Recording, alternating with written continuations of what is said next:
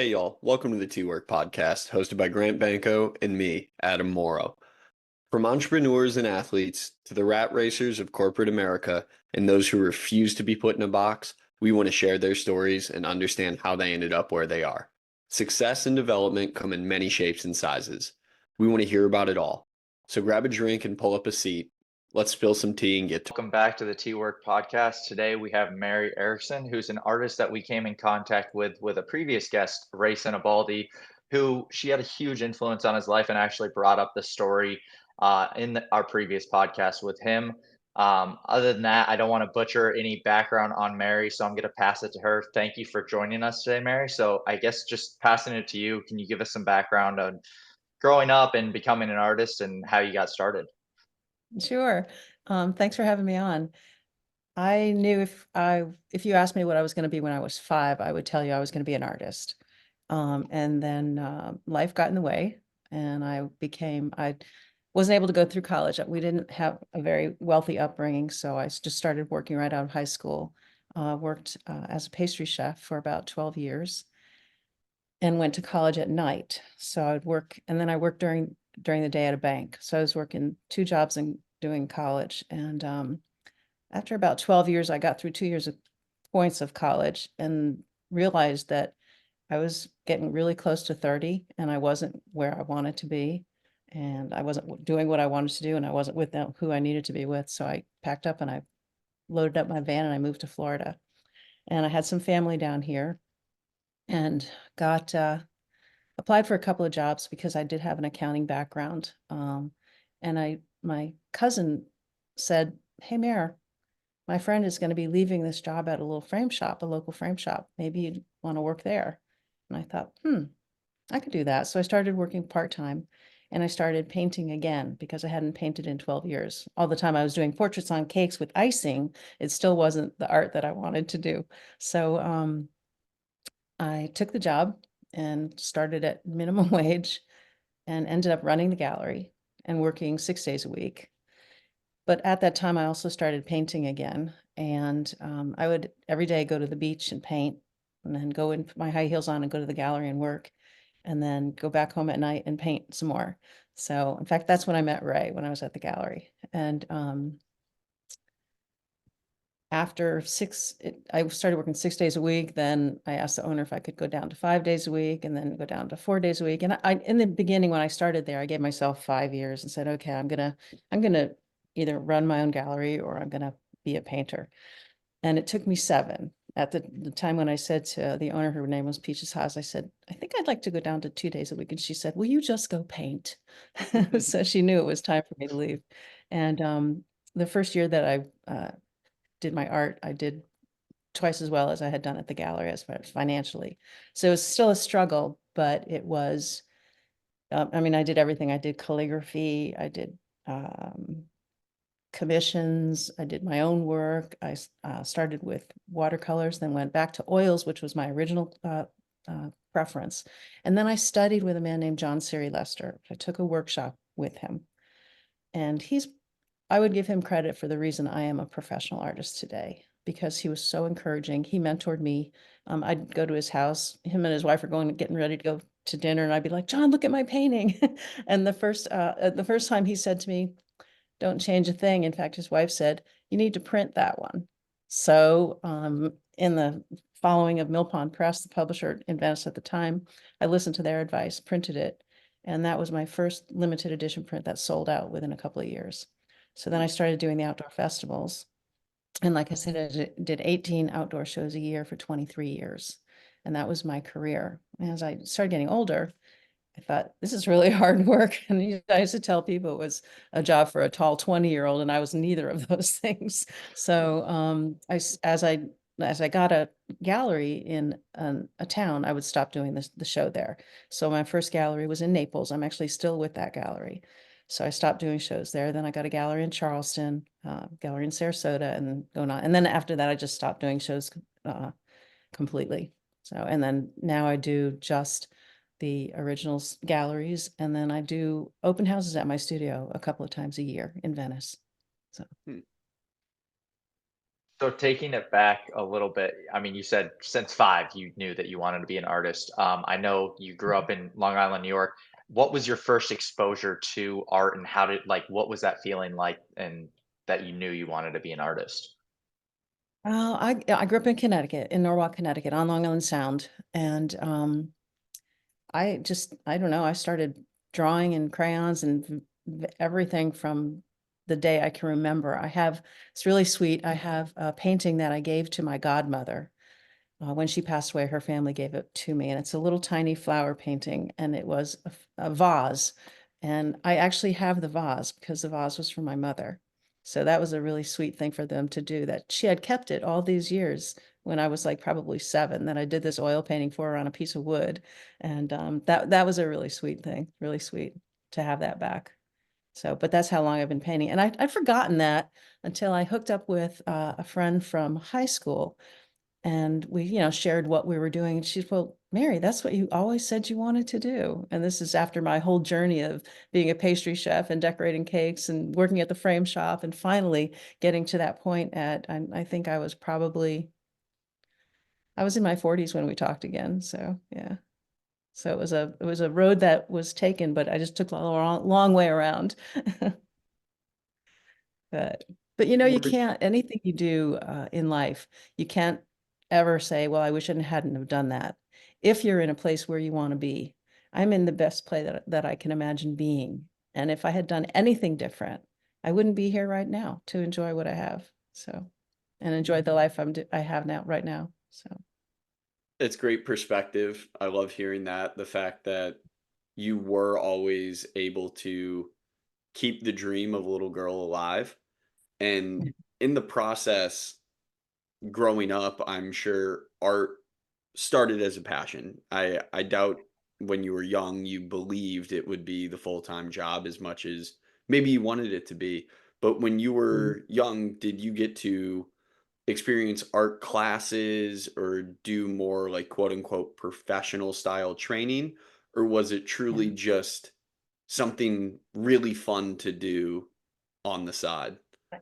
Yeah, I can remember my godmother, my Aunt Marion, whose painting I got back, was very supportive of my art. And it was always, uh, it was a very hard family life. We had 3 kids, and my mom raised 2 of her sister's children.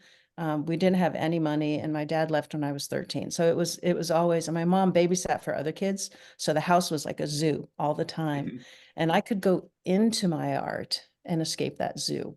And that's, I think, was my solace in a childhood that was kind of rough and tumble. But my godmother saw that in me, and she bought, I have a memory of going to a woman's house in Connecticut. I was young, maybe 12 or 10 or something. And this artist took me in, and we sat and we painted on Saturday mornings for 4 hours. And I'm sure that my aunt paid for that so that I could, number one, get out of the house, number two, express my creativity. And then she also paid for the famous artist schools class for me, where you draw the black and white picture. And so you get into that, and then they charge you $600. And I ended up selling those books because I didn't finish the classes. I was too young. And I ended up selling those books for a 30-inch by 40-inch canvas in high school that I needed to do a project for. So, and I was always the one that was hiding inside the art room. I almost failed senior year because I didn't go to any other classes. So finally pulled that through with an art project, believe it or not. And yeah, I couldn't wait to get out of high school and get to the real life. So, but so that might, for my exposure to art was really other than what I did, what I saw. I would draw the trees outside, I'd draw my brothers, I'd draw whatever I could see. And that was my piece. So yeah. And then when I moved to Florida, John Siri Lester was probably the most formal education I had had. And as I said, he is the one I give credit for making me believe that I could do it. So not without hard work, but that I could do it. So it's a lot of fun. And I'm hearing a trend I'm gonna relate to first. I didn't want to be in high school either. Baseball basically kept me there and kept me going through school. So I feel like a lot of people would agree with wanting to get out of high school very quickly. Mhm. But you've brought up your godmother a couple times now already pretty quickly.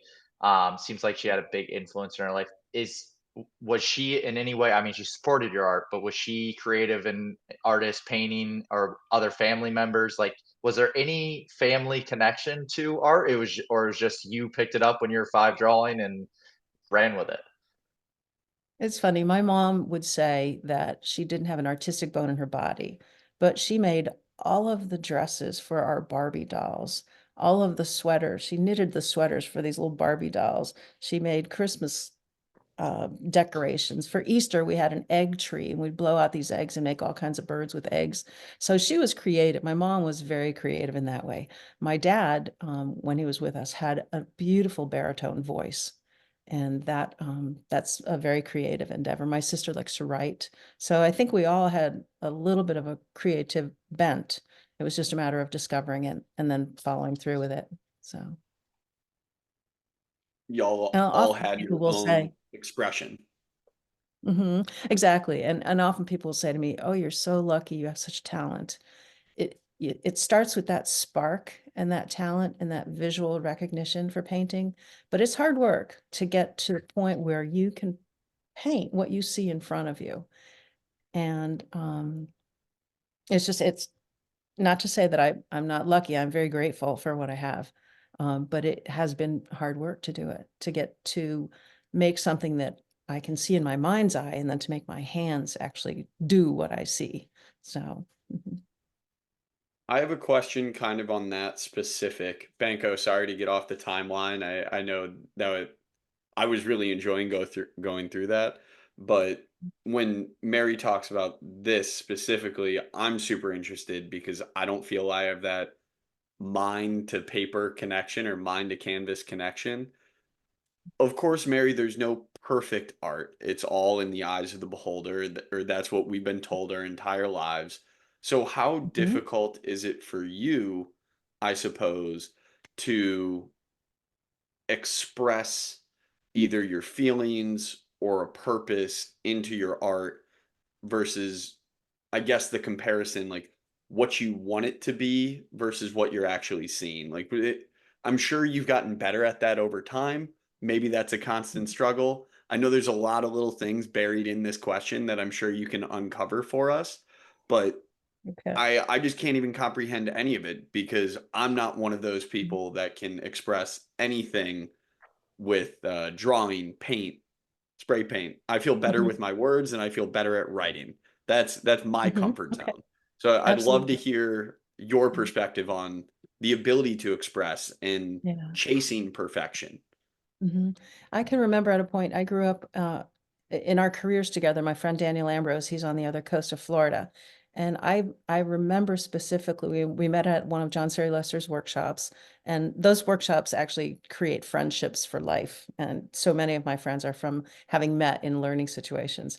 But I can remember specifically calling up Daniel and saying, you know, I can depict whatever I see in front of me. I have the technical skills now to do it. Now I want to figure out why I'm doing it. And that's once you figure out why you're painting something and you identify what you want to show, your own your own style comes out and does that for you. It's partly magic that once you get the technical proficiency, then you really can let your creative mind soar. And it's still, for me, it's still realism, portraying birds. Birds to me are a very spiritual, graceful element of this earth. And so I do them a lot, especially egrets. And that what I feel about them comes out into the painting. I don't know how that works. I brought a painting up to a gallery in Marco Island one time, and I set it on the floor, and I was talking to the owner, and somebody walked in and they said, "Oh my God, it looks so cold. That painting looks like it's freezing there." And I was like, "You cannot believe how cold it was there. I can't believe you see that in the painting." And it was, I other than color and textures, I don't know how else that comes out other than just through me. In fact, when I paint, I don't feel it's even me painting. I feel like it's going through me. I don't know how to explain that other than there are times when I've painted until 4 in the morning and woke up in the morning and do not remember finishing the painting. And it was just because I was so absorbed in it. And I was being used to create it. I really truly believe that. So it's magic and a little bit of I heart. I think this is an incredible concept to hear from the artistic perspective. I'm sure Banko and I can call from this from the baseball world, athletics in general. There's been so many times where I've been on a baseball field, you ask me how I made a play or executed something, and I have no clue. I really don't. It's not something I've ever really practiced or worked on. It just Mhm. all kind of happened. And kind of have that like blackout, no clue, but you just know you did it. In you're in awe of yourself, you're in awe of the surroundings. And Exactly. like Yeah. Yeah. it's neat to hear that you have that similar feeling or expression Mm. through art, where we were able to use our bodies to play a sport. You're doing it Yeah. through true creative expression. Yeah. It's the athletic zone. It's the same as getting into a zone. And I think success for an athlete includes a lot of concentration. And it's the same for an artist Mhm. because you actually become part of what you're doing. So, yeah, it's athletics and art are very similar, as is music too. Yeah. Yeah. So, And I just want to reiterate something that we kind of glossed over, and I just want to make sure people didn't miss it.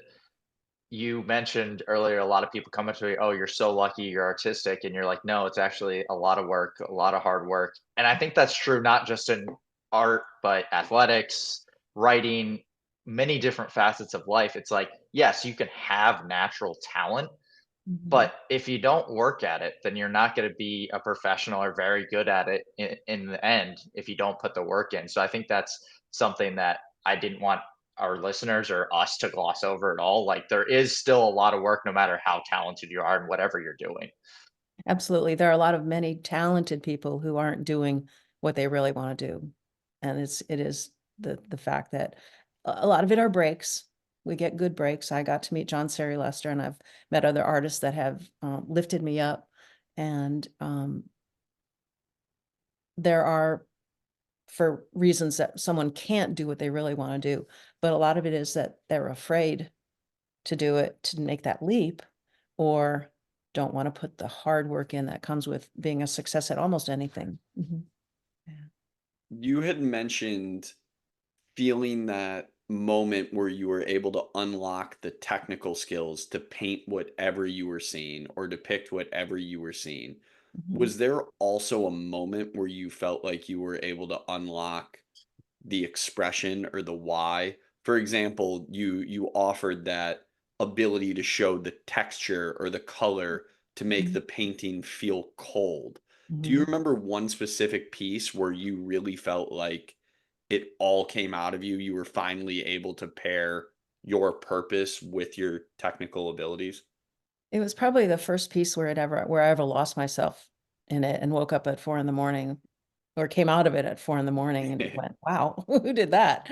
Um, yeah, but I know when I go out in the field to paint, there's different kinds of painting. When you're painting in a studio, it's a very proactive painting. You're selecting, you're designing and creating within your own realm. When you go outside and you're a plein air painter, you have to be reactive.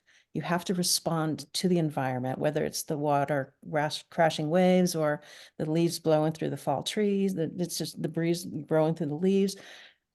And what happens to me, and I think this happens with other artists who get excited about it, my heart starts racing and I can't wait. I can't set my easel up fast enough to start getting this painting going because I see it and I want to get that done. So yeah, my heart starts racing. I get like crazy. I'll tell you a funny story. I was in Ireland and I just thought of this today because I was looking at the painting and I the instructor, I've taken some workshops and whatnot because it moves your art further on. And so the instructor was going to do an inside scene, and I just really didn't want to watch it. I wanted to go paint, and I walking around, and I see this barn with the open door, and it's raining outside, so there's a beautiful, cool white light coming in from outside. And then the warmth of the hay and the barn, there's this warm, it's like the warm light and the cold light are hitting each other. And it just made an incredible painting. So excited about it. I went inside and told the instructor, I said, yeah, I'm going to paint outside if you don't mind. I went back in. I'm so excited to paint. And all of a sudden, behind me, I hear this thrashing, like bam, bam, bam. And I turn around and I'm setting up my easel, and there's the biggest bull I have ever seen in my entire life. The ring in his nose was about 8 inches iron, and he is just trying to get out of that gate. And I'm like, I got to paint this painting, buddy. So I start singing to the bull. It's okay, buddy. You're fine. I'm just going to have a little painting time here. You're going to do okay, buddy. Don't you worry about a thing. Do you know that bull calmed down so I could paint that painting? But if it had gone through, it was the size of a small Volkswagen, I swear. So, but anyway, so that's what happens. You get excited about, you don't see anything else like a 1,000-pound bull behind you. You just want to get that painting done. So that's a funny story. And when you're out in nature, I mean, you're saying I mean, obviously the picture you're painting is ever changing in real time in your eyes. So when you're painting that, do you have a mental picture once you see it, or are you adjusting as you're going painting? You have to, because the light's changing on you, you really have to lock in the image in your mind. And for a painter, the way to do that, or for me, the way to do it is to lock in the shadows, because that's going to be the one of the things that's going to change on you. So you do your sketch with paint, but you sketch in your shadows first, and that locks in the light for you right there. And then as you're painting, probably within the first hour and a half to two, you really stop looking at the color anyway of the scene. You maybe are getting more details on the structure and the angles. But there are two caveats when you do paint outside. Put your color down and leave it down. If you start changing any color, it means that light has changed too much for you to complete the painting on location, or to complete the painting by changing colors. And the other is, I forget, it was in my head just a second ago.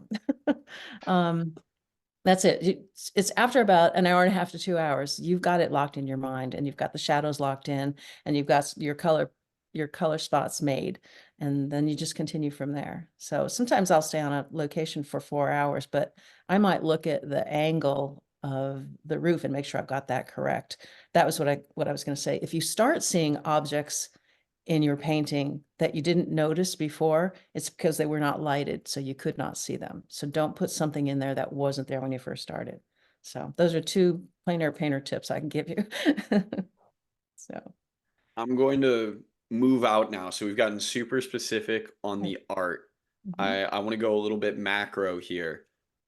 So I'm already trying to like make connections based off of what you said.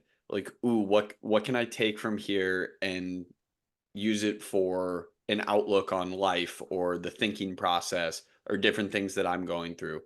I think there's something cool that we could create or gather from, like, get your shadows down first, or if you don't see it in the light right away, it wasn't there, don't pay mind to it.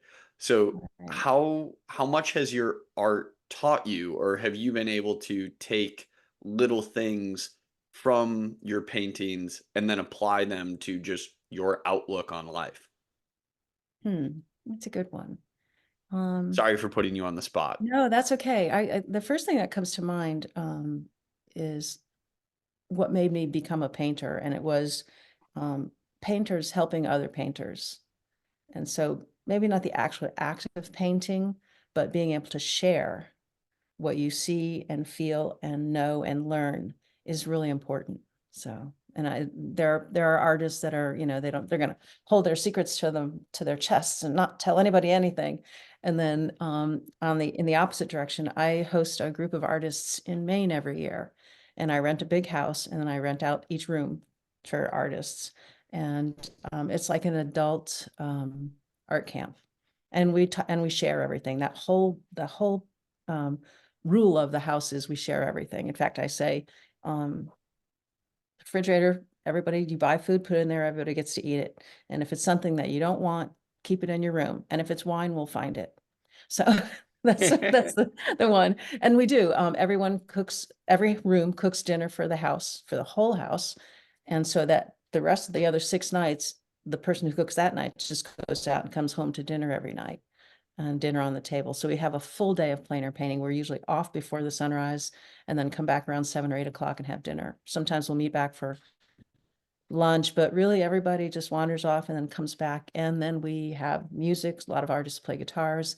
We sing, talk about galleries. We talk about, hey, I got a new kind of paint, or hey, look, I found this new canvas, or oh, don't go to that gallery, they don't pay bills. Go to this gallery, they're really good. So it's an adult, like a conference for anywhere from 8 to 10 artists for a week. I mean, and so it's the premise is that we all share what we know, what we can. So, and it's a great community.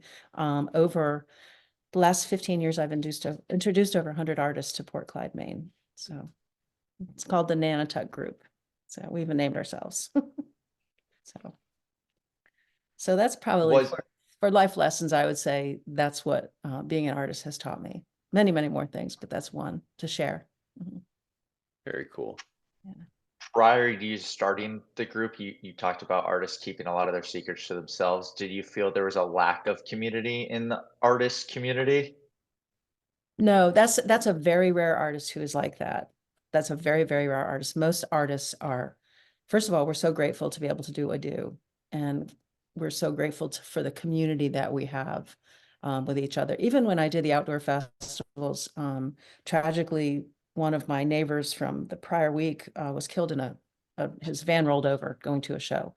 And I might have seen him maybe 5 or 8 times in our lifetime, doing our own booths or whatever.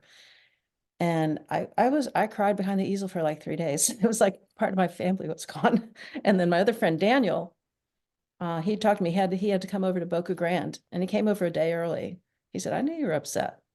I just wanted to be here for you. That's the kind of community that we have. It's like we've chosen our own families. So 99 and 9/10 of every single artist I've ever met has not been that one to keep his secrets to his chest. So yeah. I feel the need to just kind of sit here for a moment that the community was a lot. Like I was trying to get a question off and just like, what's the point? Like that's so powerful to hear what y'all mean for each other, because I'm sure, yeah, on the surface, the question was asked, and I was thinking the same thing as Banko, like sharing techniques. Do you want to do it? Because my mind, of course, goes to competition. It's the only thing that I ever think about is like, how do I get better? How do I beat whoever's next to me? How do I level up? And when he asked that, you answer it in a way of, no, we just want to be there for one another. And it's not so much be there to necessarily teach a new technique. It's be there because you care. And that's really neat to hear. I don't know if there's anything else to say about it. It's just awesome that you have that. You can look to your left, you can look to your right, whether you're in a gallery, you're at a show, and you're just excited for the entire community. Yeah. And it's a little bit like golf. You really are playing more against yourself and your best than against another person. Artists as a whole, we recommend galleries to one another. I mean, that's how I've gotten into most of my galleries, as an artist has said, you need to come and look at this gallery, or they've said to the gallery owner, you should see Mary's work. It's really good. And I try to do the same with my fellow painters. I'll give them the experience I have, especially if it's a younger painter. I can remember one time being in Apalachicola at a paint out, and one of the younger artists asked me for a phone number. So I went scrolling through my phone. And he said, you know all those people? I said, yeah, I do. There's countless numbers in here, but yeah, so it was funny. So, but it is a good family. So. I would just say you're very lucky in having that community, because I feel like a lot of people lose that sense of community once they leave college, get into their 9 to 5.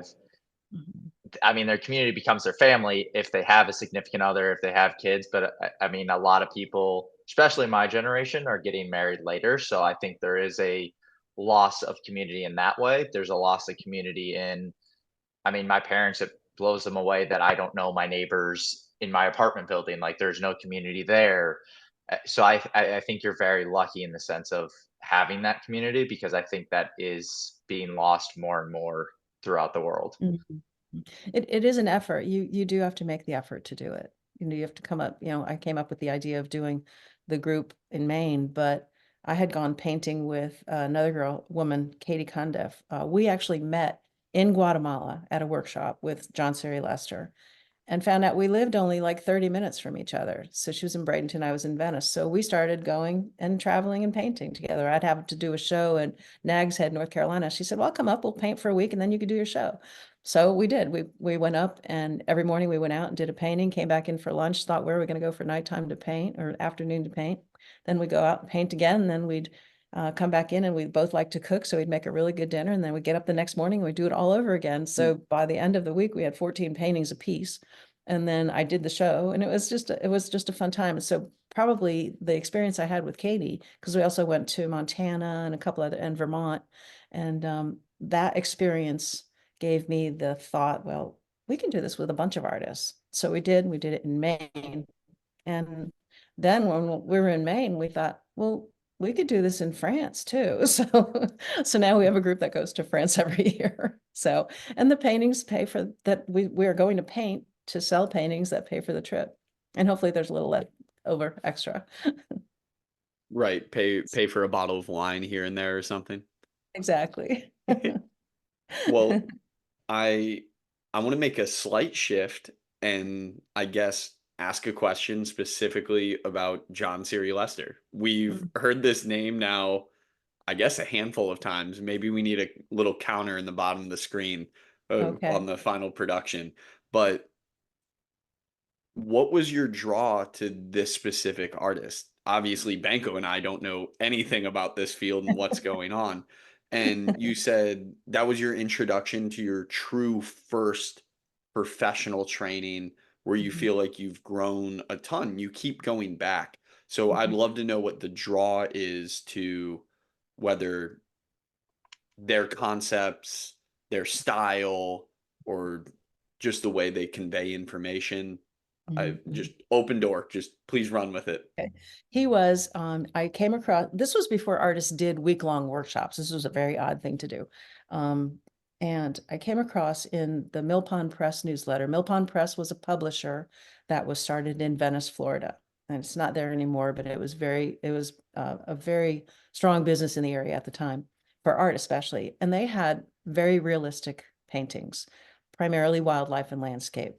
When I went to college, when I went part-time at night to college, they didn't offer that. They offered graphic design and commercial type of work, which isn't illustration. It was just strange, abstract and graphic art.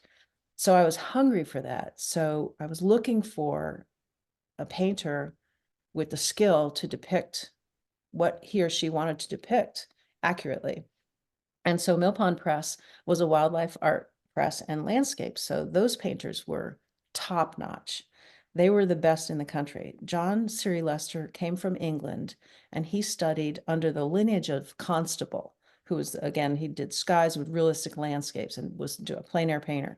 And so I saw the opportunity to take a week-long workshop with this person. I thought, wow, how great would that be?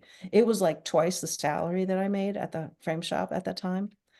But so I sacrificed and I gave it up, and I took his workshop. And it was at some island, some religious retreat on an island in Bradenton. I can't even remember where it was. And it was,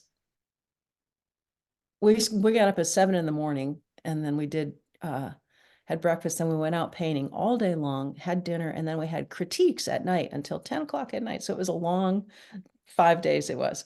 And I wasn't real, I didn't bring any paintings at the time because I didn't think they were sufficient.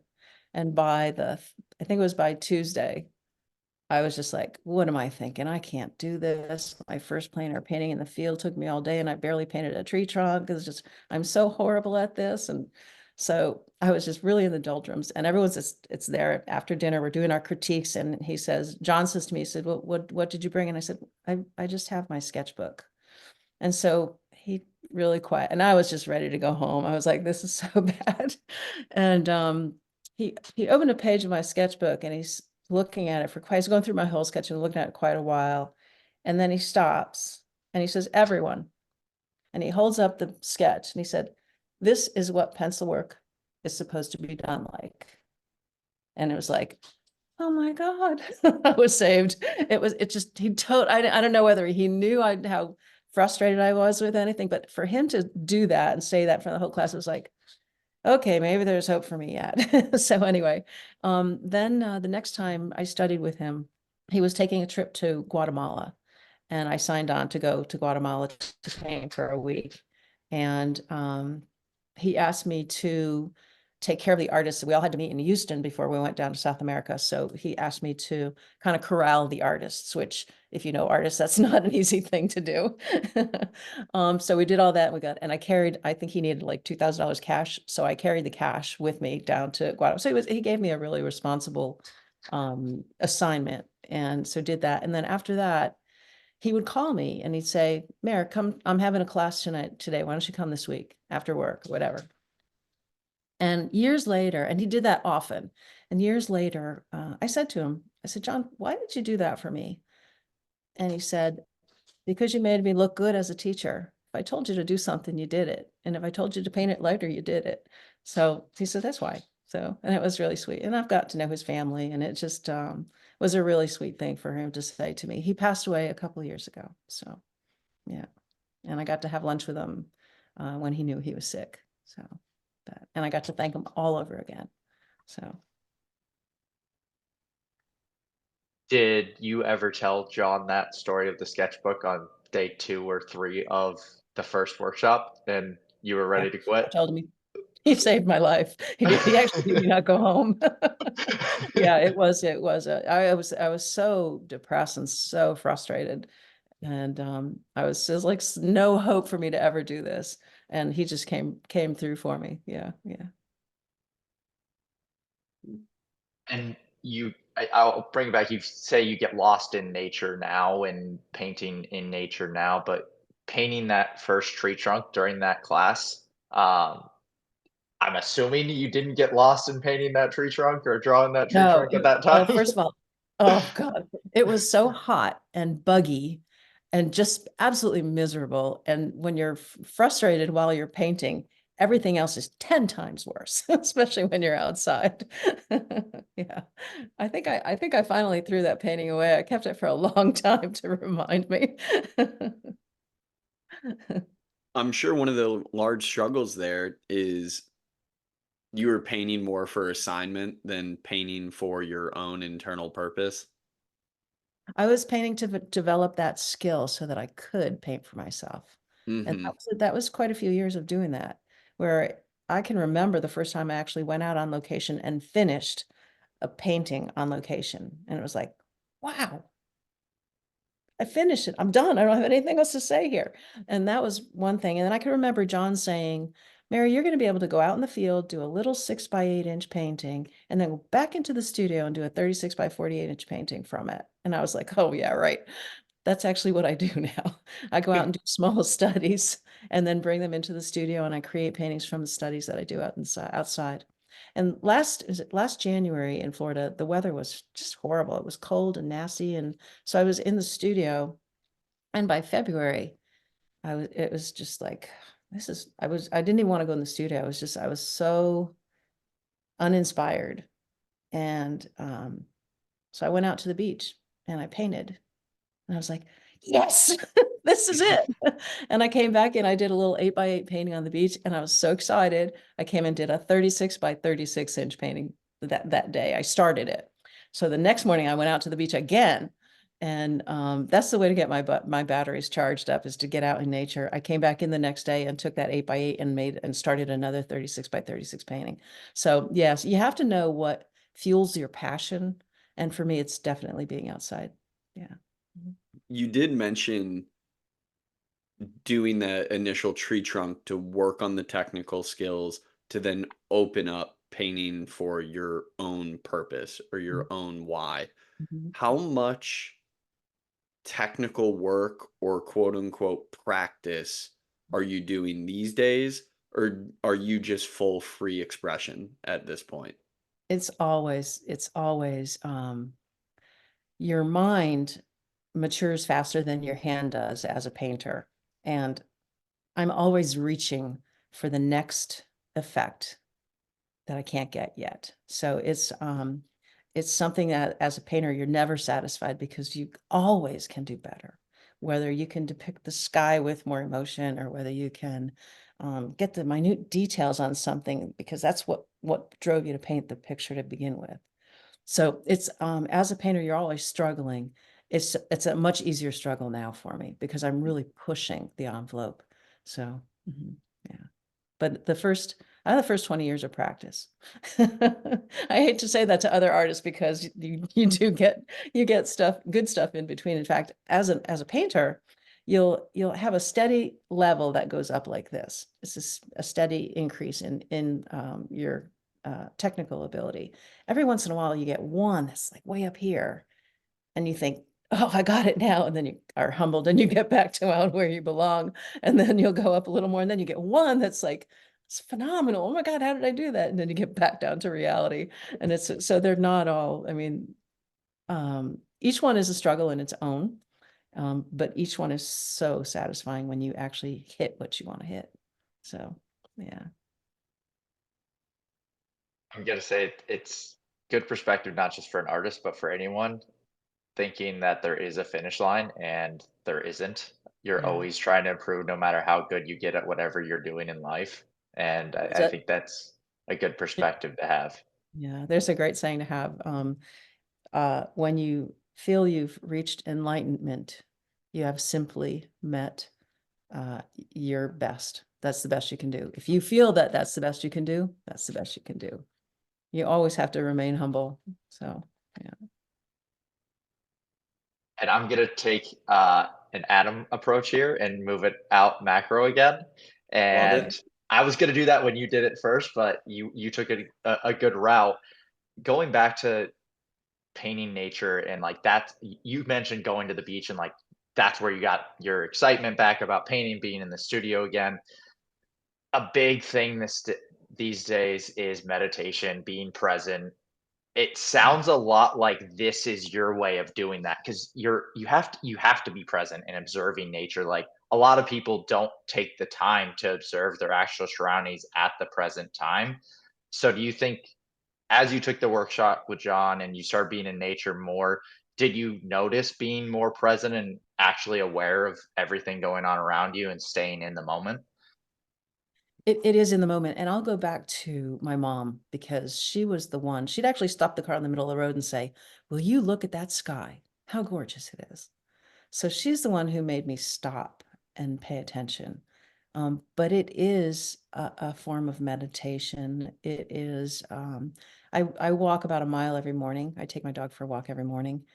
And friends call it my nature walk because it's not really a power walk because I'll stop and I'll look on the ground and see a spider or something that's so intriguing or the color of a leaf or whatever. So it is a walking meditation. And I do yoga, so I do breathe. Um, but painting, plein air painting is the epitome of being in the moment. Yeah, because you are noticing everything, you are seeing everything, you're hearing everything around you, you're feeling the breeze. And when I pick up a painting that I've done out in the field, most times I can recreate that in my mind, the temperature of the air, the breeze, the bird song that's out there. And it is because it is being so present and it is paying attention to the littlest moments and absolutely glorifying and just appreciating them so much. I see people I'll be talking to people and I'll be looking up in the sky because I'll see a hawk or something that it just because I love birds, I'm always looking up. And I say, I apologize, I'm listening, but I'm just kind of looking at that bird over there. So, and I see things. I mean, I'll walk through the woods and see things that people will pass by because, first of all, animals are so camouflaged. walking on my route not so long ago, I saw an owl on a tree stump and the light had hit it just right. And I'll probably do a painting of it because it's burned in my memory. So, but it was on my morning walk and I got to see a beautiful owl. So I wish so badly I had artistic abilities so I could make excuses for every time I get distracted by something I see just walking down the street because I would be way better off because I get yelled at constantly, whether it's my wife, my mother, my father, family, friends. I I don't think I'm paying attention. I try to pay attention, but I have the uh I guess the ability to stay focused of a squirrel. So that probably doesn't help very much. Yeah. Well, you're focusing on something Yeah, somewhere yeah, in the your next brain. thing. I'm focusing on the next thing. Okay. That's not good. You're not in the No, moment. not at all. That's why these kind of podcasts are talking to someone being stuck in one spot. This is Mhm. why I'm better here or writing. I'm better there because I'm forced to flush it all out. I Right. Yeah, when I'm out, yes, I'm like you. I will get caught up in anything, like looking around, whatever my surrounding is, that almost being in the moment becomes the only thing that's important to me. But to me, being in the moment is trying to take it all in. So I'm always on to the Mhm. next bird, the next leaf, the next Mhm. tree, whatever it is. Yeah. There's a process in painting where you zoom in and then you have to zoom out again and then you zoom in and then you have to zoom out again. So that's pretty natural to do. Yeah. So you're an artist, Adam. I mean, Maybe that's your calling. I just need to figure out how to express it. Writing is a wonderful art. It really is a wonderful art. And I have Daniel Ambrose, the man that I talk about who's on the East Coast. He is a a beautiful painter. He's just has such a sensitive and contemplative way about him that his paintings have a quietude to them, but then his writing is just filled with emotion. And it's beautiful, beautiful writing. He has he does a newsletter, so it's danielambrose.com, but he has just really wonderfully sensitive pieces that he writes, sometimes about his paintings, and sometimes they start there and end somewhere else with maybe his mom or his dad, but he's a really good writer. So I'm going to shift gears slightly. This might be potentially, I hope it's not a tougher question, but we'll see how this plays out. Did you ever hit lulls in your art where you felt like it was transforming from a passion into more of a job? Where you maybe didn't feel that true connection to what you were doing and you were just finishing a commission or finishing a painting because you had to, as opposed to doing it because it's truly what you wanted to be doing. that was my this January, February. I had to get Really? outside. And so I know the cure for that. What a lot of people don't realize is an artist, Terry Isaac, said this to me one time when I told him I'd finally gone full time. He said, you probably get about 4 hours of painting a day in. And I was like, what? He said, there's a lot more stuff to do. And there is ordering paints, ordering substrates, ordering frames, I'm getting really better at it, but just doing the Facebook or the Instagram where you're posting your stuff. That's why I have galleries. They do that mostly. Mhm. But keeping the studio clean and keeping your own house organized. I could live in the studio and be fine. My husband wouldn't like it too much, but there is so much to do other than, responding to emails. I probably get like 80 emails a day, which is insane, but it's all in connections with either the Nanotut group or the galleries, or sometimes I'll sell a painting on my own. I just did so there's a whole lot more to an art career than painting, because you're creating it, you're marketing it, you're selling it, you're shipping it most times. So there's a lot to that. I just did the mountains in North Carolina, Western North Carolina mountains were devastated by Hurricane Helene. And I know artists up there, and the whole Asheville district right on the river was an 8-foot wall of water came and took it away. And a lot of people lost their lives. And I was really upset about it. So I thought, I got to do something. What can I do? I called one friend who I know up there. I didn't get in touch with them for, I think, 2 or 3 days because they had no service. And when Jim went out to talk to me, he said I was standing in the middle of the road in a flood in front of his studio. And that was the only place he can get cell service. So it was devastating. I talked to his wife later and she just sounded exhausted. And I went through my studio and I pulled out 32 small studies, paintings that I did. And I made up a newsletter and I sent it to, I have 1,700 or 15 something subscribers. And I sent out a MailChimp and I said, I pulled these paintings from the studio. They usually retail for $950. I'm going to sell them for $400. And these are all to people who collect my work.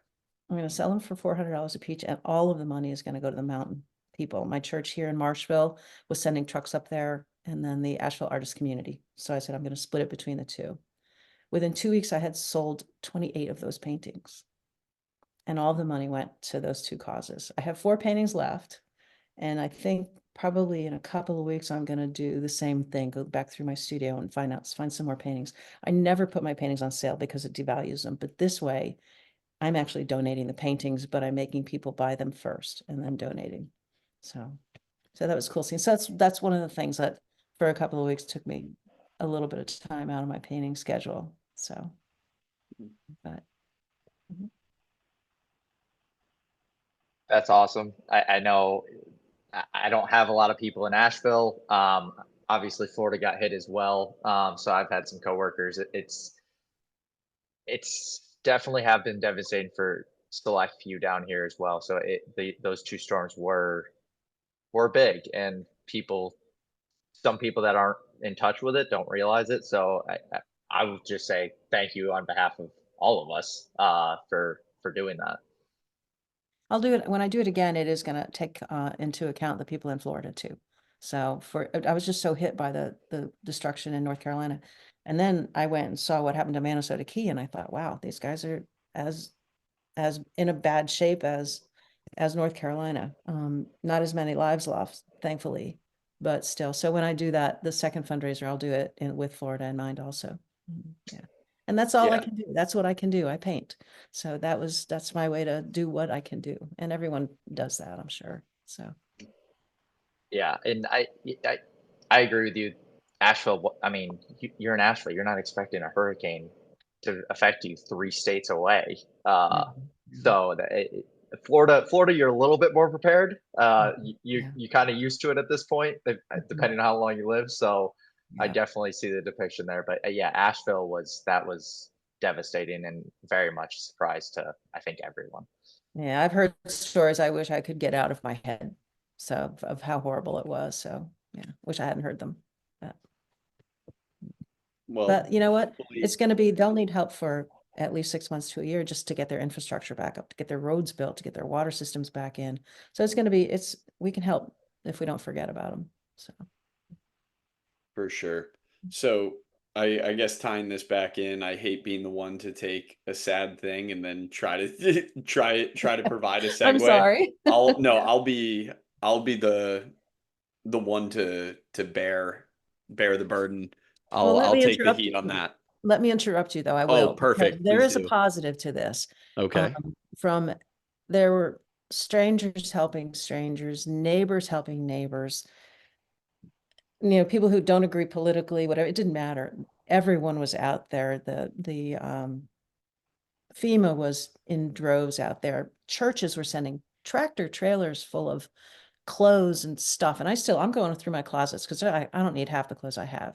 And if somebody needs them, they can have them, so there was humanity came together to help so many people. There were so many stories of people being saved by other people, of just people taking people in. There's the place that the World Kitchen that's going in and feeding everybody. And it's just, so there are some real positives to the disaster, and isn't the fact that everybody came together and everyone is doing what they can.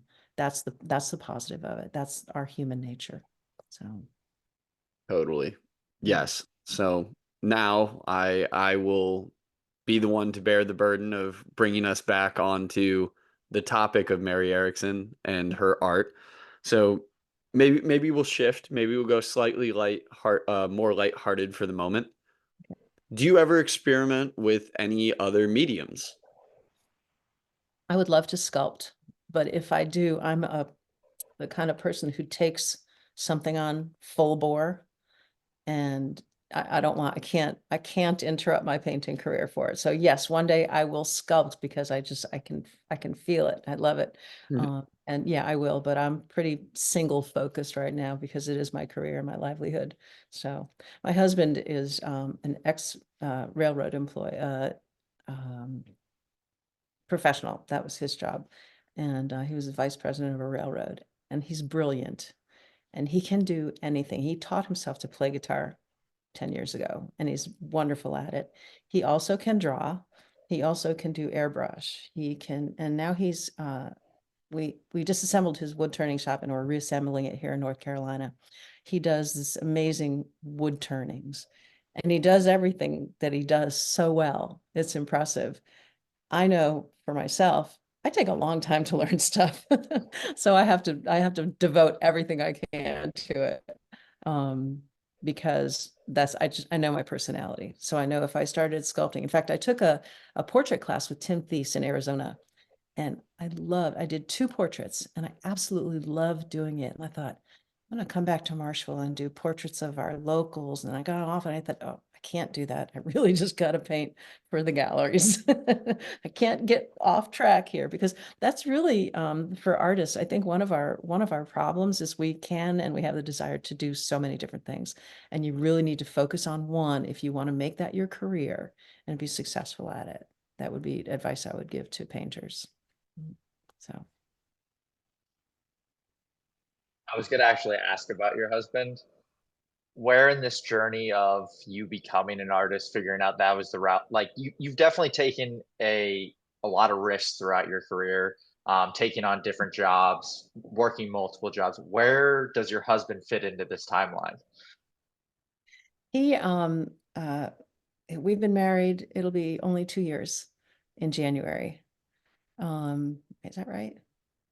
I think so. And Mm. he fit into my crazy schedule, basically. He's a wonderful man, and I am so grateful that we've got to spend this much of our lives together. Um, we met, it's a sweet story. We met in Venice. A friend of mine who I played tennis with, who was a friend of my mom's, older, she's 10 years older than I am. Um, I was over at her house one day, and she said, I'll tell you, it's a long story, but it's a cute one. So she said, would you like a piece of peanut butter pie? And I'm like, no, I don't want peanut butter pie. Who made you peanut butter pie? And she said, well, my neighbor did. He said, she said, he saw that I was upset because it was January 6th and it was my birthday and they were storming the Capitol. So I was upset. So he came by later on with peanut butter pie. And I said, oh, that's really sweet. And so I'm getting ready to leave her house. I'm sitting in the driveway talking to her. Here comes this 6'2" guy with a towel slung over his shoulder. He's got a hat on. He's got his bathing suit on, his sandals. He's got a Bloody Mary in his hand, and he's coming towards us. And I'm like, hmm.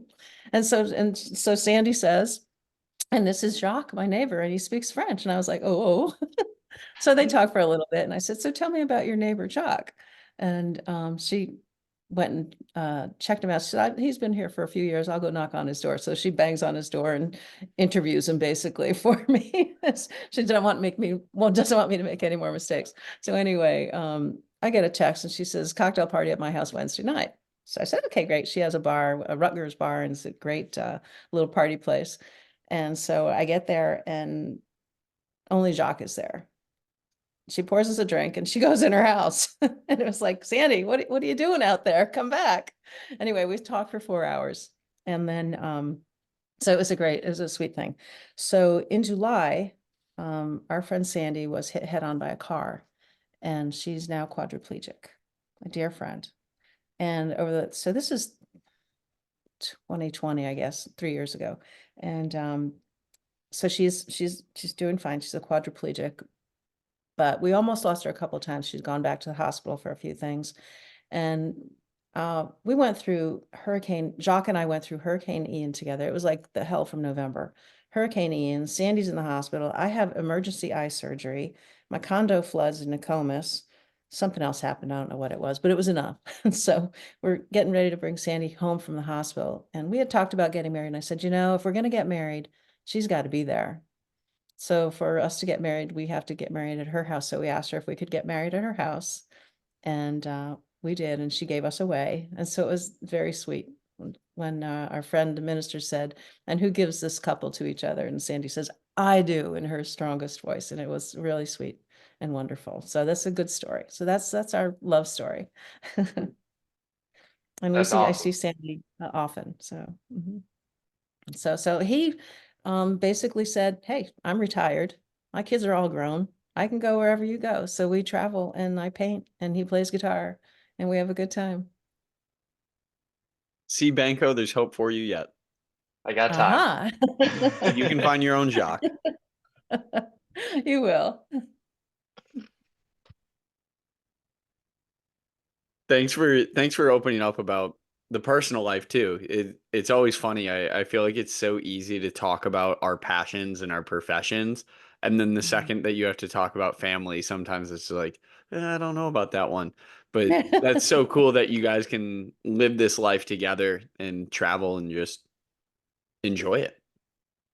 Very much so. He tells me he's not retired anymore because he has to do framing and stuff like that for me. But he's But loving it. thankfully, you don't have to put him on the payroll because he is family. That's right. Is that how your business works, Adam? Not at all. Family very much gets paid on this end. Absolutely. So another probably dumb non-artist question coming at you. So I apologize in advance. How many total paintings do you think you complete per year? And then how many are, I guess, worth publishing or putting in a gallery? I don't know what the proper phrasing is there. That's a good question, actually. John Sari Lester, when he saw my first painting after the tree trunk, he said, "Good job. I can't wait to see your 200th." So I started counting my paintings, and there's a number on the back of all of my paintings, and I'll get up and I'll tell you what the last number was, actually. Let's see.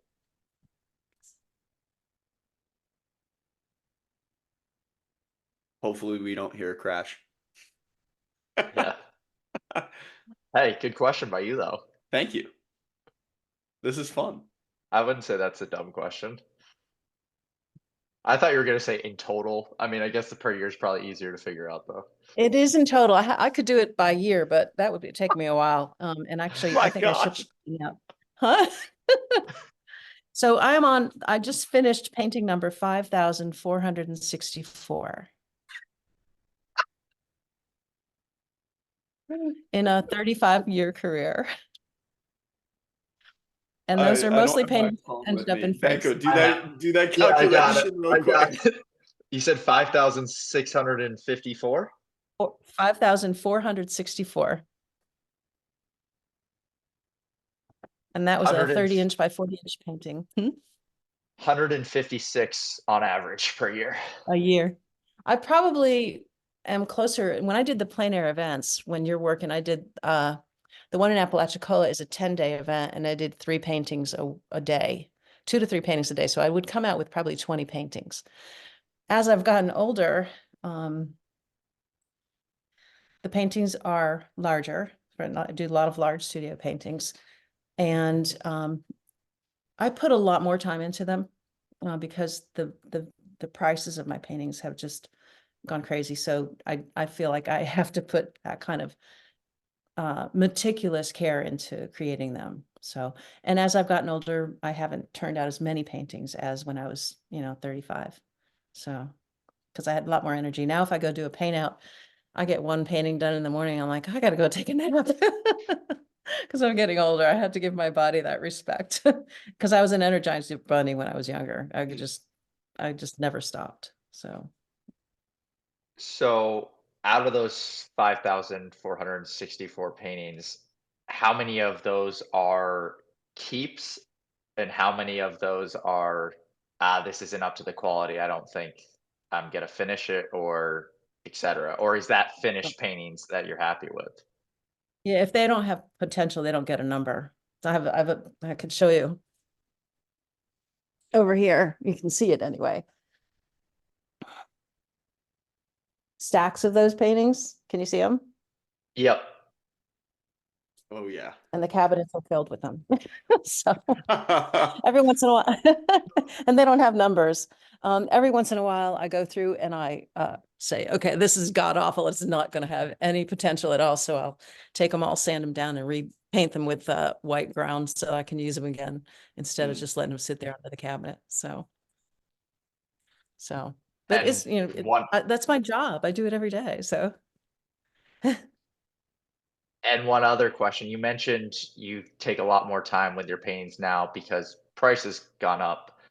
But I've heard from other perspectives of writers that write books as they get farther in their career, they also just realize their actual skill set and like what they can produce. So they're more meticulous and taking the time to make it better each time as they've gotten farther in their career. Is that part of your process now too?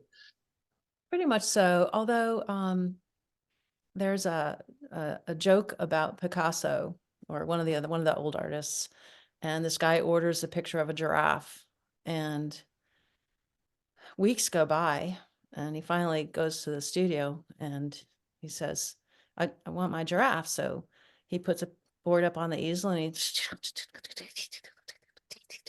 does a giraffe. And the guy's like, I waited weeks for this. And he said, I've been doing several a day for weeks, and now I can do it quickly. So that's, when you get better at something, you'll be faster at it. But for me still, I still have a sense of this has to be the best it can possibly be before I take it out of the studio. So, and that's just how I am now. So the frame's got to be perfect. The painting's got to be perfect. So. Super general question now. The other side of what you're doing as an artist, how difficult is it for you to put the business hat on? It's not. I have accounting training, so Right, that you did say that. I do have that left brain. And it's funny because artists will say to me, Mary, you're so lucky you have that left brain, right brain, both of them working. And Hmm. not long ago, I thought, I can remember as a 5-year-old or a 7-year-old sitting at the kitchen table trying to do division. It drove me crazy. My brain did not work like that at all. It was like speaking a completely different language to my brain. And I worked frustratingly hard to make my brain see what it needed to see to do that math. So it's not like I was born with both sides of my brain working. I remember struggling in tears at the kitchen table because it was so frustrating that I could not see it. So, so it was a hard-earned battle that I did that. And then I ended up enjoying, I wanted to be a math teacher or an accountant. I went to school for accounting. So when I did go at night, I didn't go for art. I went for accounting. And I it's don't helped know me how in many my of career. I don't know how many of those combos exist between math teacher and artist. I don't know. I see a balance with all of it. I see a rhythm and a balance in music and in art and in math. Those things all tie together with me. So don't ask me anything about history. I have no memory. I was actually going to ask that because you say you brought up the owl on the stump and it's burned in your brain and you want to paint it. I feel like that would lead to a strong memory or a visualized memory, but you're saying you don't have that type of memory. And It's a maybe vi it's a you I go ahead. It is a visual memory. I have visual memory. Yeah. And it's not words. It's not for words. It's not for people's names. It's not for anything like that. Mhm. But it is a visual memory. And we rely on it, especially when I told you when I'm outdoors painting, I'm out there for 4 hours, but really I'm only using what I first saw in the first 2 hours. The rest of it is visual memory. And it's amazing the things that come back that you don't even realize. And this is a personal thing, but it's true visual memory. I when I was 17, I was going to get married. And of course, we're all looking at wedding dresses. I picked out my wedding dress for whenever I got married. And it had pearls on it and just big puffy sleeves and long train. And I don't get married till I'm 35. Okay. And I was just like, none of these dresses really do it for me. And here I see this dress. It's like this little princess dress. I'm like, this is the one. This is the dress. And this is like 20 years later or 18 years later that I looked at that first dress. So I forgot about that totally. All I knew is what I felt when I put that dress on was just like, this is the one. We're going to have to cut off the train because it's not a big fancy wedding. We'll have to do some modifications. But so not a year later, I'm going through a box of old photos. And don't you know, I pull out the picture of that bridal dress on that blue background. And I went, oh my God. And I went and I looked at my wedding album and it was the same dress to the seed pearl, the same dress. When I saw the dress, all I got was the feeling of it. I didn't remember ever seeing this dress before in my lifetime. I saw it as a child when I was 17 or 16. And that was a dress I had to have at 35, which is crazy. But that is visual memory, is that it stays with you that long. So. Yeah. Also plays into when you know, and you just a feeling. It was just this feeling. And it was a ridiculous feeling because it was a ridiculous dress for a 35-year-old. But but it was just like, this is the one. While these little girls are told they're going to be princesses when they get married. Well, I got that feeling all over again. It was cute, but but it was a great description of visual memory. So it's just like your mind never forgets, or my mind doesn't forget what it sees. So. I have another lighter-hearted question. Were all your notebooks growing up just covered in doodles, or Yes. is doodling just different for you because it's not a paint and paintbrush? They weren't doodles. I was trying to depict whatever I wanted to draw. In fact, most of my projects in school were all with drawings. My senior project that saved my graduation was I was to find sayings that meant something in my life and sayings that I thought would mean something when I was 100. And so for each of those sayings, I hand wrote the saying, and then I found photographs and pictures from magazines to make a book with sayings and the words and pictures that went together for me. I think I was probably in 5th grade, and I illustrated a book of astronomer, not mythologies. I illustrated a book of mythologies. And so I drew all of the characters in mythology. So that was always part. I have one of those. I have the high school project, but I don't know where the other one went. So. Mm-hmm. I'll stick with the fun questions. I took bird watching in college. What is your favorite bird? It has to be the white egret. And just like I said earlier, that bird has a spirituality for me.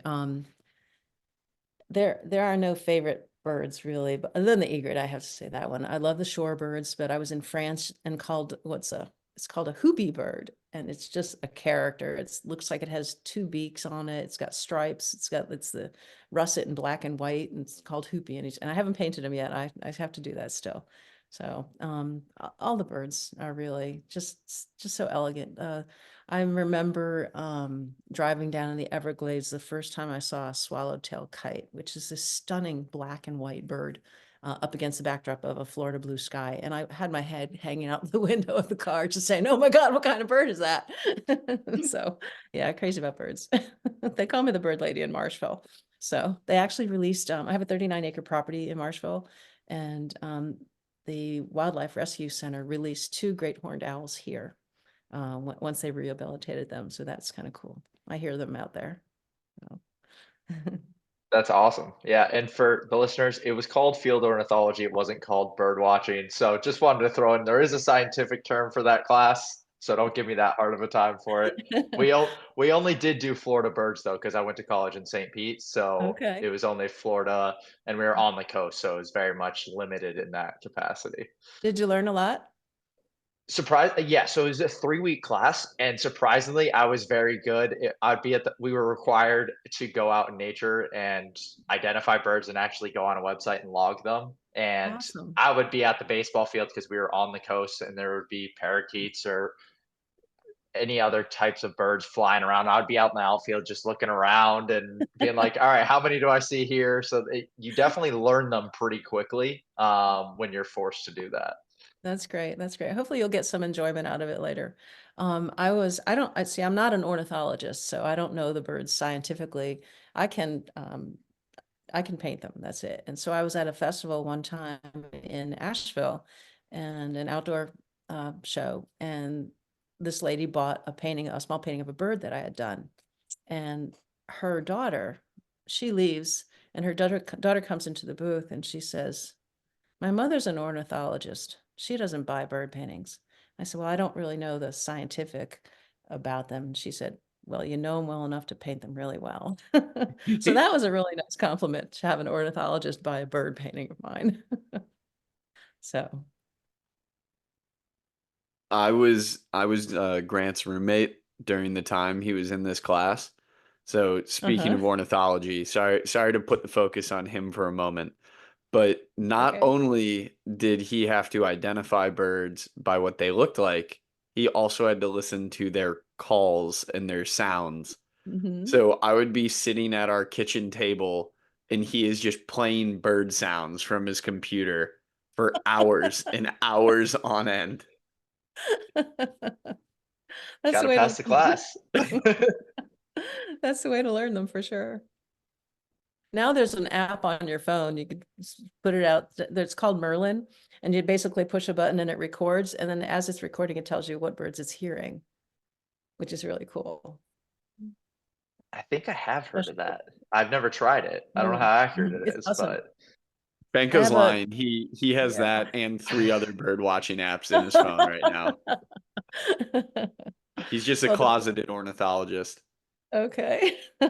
I would Good. say I've gotten very bad at being present and looking at nature, and I probably should get better at that again, of actually Yeah. observing nature.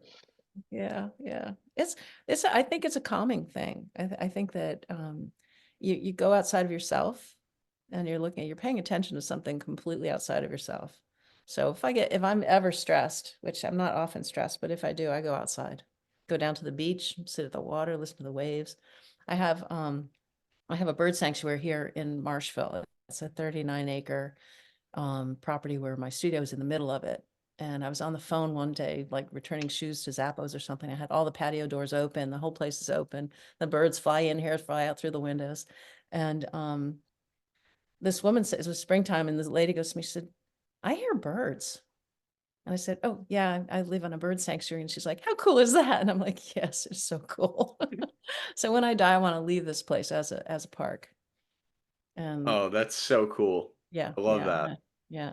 I need to buy it. Most of the North Carolina groups need the property to be 50 acres. So there's a guy behind me that has 130. So I'm going to talk to him about buying another 12 acres or 13 acres. I have a big enough property that I can leave it to somebody. So, but that's been my dream for years. So, I'm gonna shift slightly and hopefully ask another fun one here. It doesn't have to be a favorite painting, but what is your favorite location that you have gone to paint? that's so hard. I live here in North Carolina and I hate to leave because I love painting here. I love this big studio I've got. And it's like, I was just like, oh, I hate to leave. And then I get to Florida. I'm like, oh my God, I'm so glad I'm in Florida. So I'm so glad to be back here. I get to paint on the beach again and do this and that. And then I go to France and it's like, oh, wow. And in fact, France, the first time I went to France, I was so intimidated. A lot of times when I'm out painting on location, people will say, wow, that actually looks better than it really is, because I pick out the things that I want to portray in it. I get to France and I thought, there's no way I can make this look any better than this. I'm not sure I can even do this, because I was just blown away. We go to Provence and there's these fields of lavender and fields of poppies and just ancient buildings and wonderful places. And yeah, it's a thrill to go to France. But I really don't have a favorite place because wherever I go, I find beauty. So, And I guess that's the perspective we all should live with. mm, Yeah, it's true. What is it? Yeah, I'll work on that. Half empty glass? That's right. Exactly. Yeah, well, that kind of exhausted things for me. Banko, you want some runway here? I have one other question, one other fun question. We're in November and you're in North Carolina, but you have a place to go in Florida. What is your Mhm. schedule on where you stay between the two? Because usually people come down to Florida at this point. Great question. I when I had my van and I did art shows, people used to tell me where I live, ask me where I lived, and I'd say in the van because I was never in one place. I'd wake up in a hotel and think, where am I now? And Jacques is wonderful because he still goes along with that. We left Florida. I stayed this year in Florida to help with Sandy a little bit, my quadriplegic friend. So instead of leaving in March or April, we left in July. So we came to North Carolina, which I hadn't even been in North Carolina for the year yet. Came here for about 3 weeks, and then we took off to Maine. And we hosted Nanatuck for 3 weeks. Then we went to Canada to visit friends and family, and then went to upstate New York, visit friends and family. We got back here sometime in October, and I just got back 3 days ago or 4 days ago from a paint out in Tennessee. So that was a week painting in Franklin, Tennessee. And then we'll be here for until the Monday before Thanksgiving. And then we're going to cook dinner for Helga Testorf, who's an 80-some-year-old woman we know, she was Andrew Wyeth's model, if you know anything about Andrew Wyeth and the Helga pictures. So I met her in Maine. We've become friends, and her family goes to Hilton Head for the holiday Thanksgiving. So we're going to go and cook Thanksgiving turkey for her. And then we're going to come back here after Thanksgiving and then stay a few more days, and then we'll be in Florida. So, and then around Christmas time, we are taking a cruise to France. So, and then who knows what happens after that? We'll be in Florida for a little bit after that. The most asked question I get when I'm in Marshville is, so how long are you here for? So when I get too old and I can't travel, and I'll sit down and really get some good painting done. But meanwhile, I paint everywhere I go. So mhm. I am jealous of the flexibility to travel as much as you're able to do. Is that all driving or do you fly at Driving all? and flying, driving and flying. Okay. Most of the time while we're in the States, it's mostly driving. Yeah, yeah.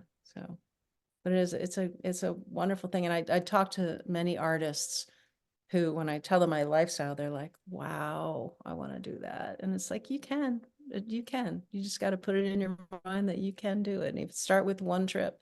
I never traveled anywhere until I was 40 something. And I went to Spain and thought, wow, there is a whole world out there that I don't know about that I need to find out about, and I need to paint. So, We're gonna need check-ins to find out how painting on the cruise ship goes. there you go. There'll be little postcard size ones. I'll bring a small kit with me. So, Other than that, I can't think of anything. Just a sincere, huge thank you to you, Mary, for coming on and telling your story and having this conversation with us. I know it was just sort of a text from Ray, and that's how we got connected. So I truly do appreciate that. I guess I want to open it up to you. Is there anything else that you feel that you need to say or cover? Any websites, social medias that you want us to shout out for your studio, your friends' studios, anything like that? oh, there's so many good artists just alone in Venice. I'm actually going to try to get together with them this year and do some kind of teaching event with several different artists, and just go on, maybe make some of it as donations for Hurricane Milton aid.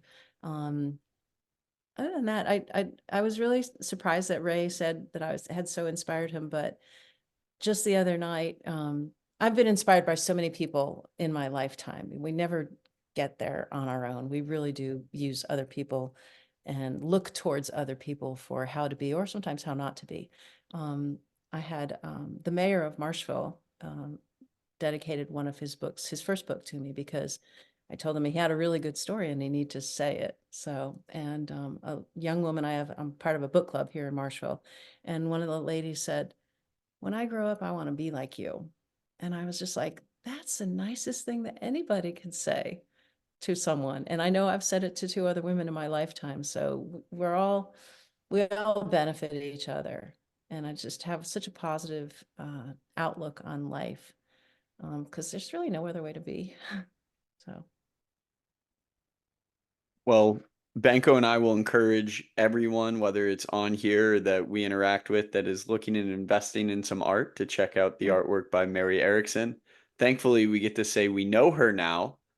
This is big for, I don't know, when we go back to Eckerd, our tiny little artistic school in St. Pete, that we can say like, oh, well, look who we know. Well, thank you. I appreciate the time, and I appreciate getting to talk as much as I did. And my website's Mary Erickson Art. Perfect. Easy enough. This Thanks. was a ton of fun. I know Banko said it already, but I really do appreciate you spending your Saturday morning with us. This was really enjoyable. It was great to learn about you and your life and just the life you lead. Well, thank you. And it was a pleasure meeting you both. Same to you. Thank you. Ciao. Hi, everyone. Grant here. Thanks for tuning into the show. If you could like, share, and subscribe, we'd greatly appreciate it. Also, if you think you or someone you know has a good life story to tell, we are always open to guest suggestions. You can send those suggestions to our email, tworkpod@gmail.com. Thanks again for the support.